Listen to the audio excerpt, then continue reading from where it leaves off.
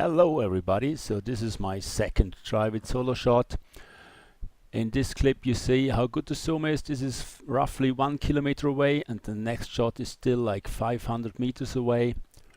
So I'm still really happy with the zooming of the camera. For this clip the camera is in mode wide.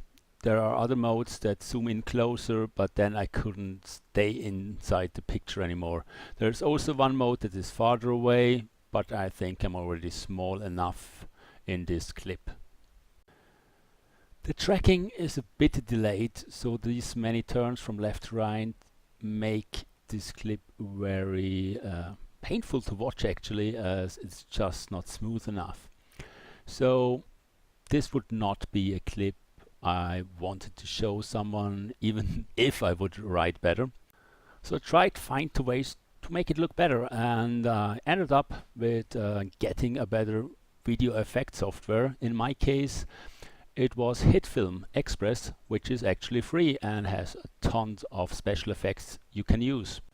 In the next clip you see I use the automatic tracking function of HitFilm.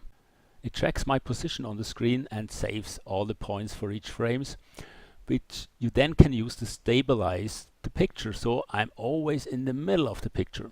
To make this happen I have to zoom in quite a bit so the picture has some space to move. Unfortunately I write quite far to the left and right of the picture, so you see these black borders.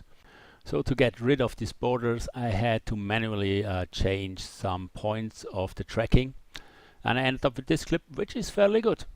So it is possible to make it look good, but you have to work for it. So I hope this was interesting and helpful. If you found any better solution than mine, I would love to hear them.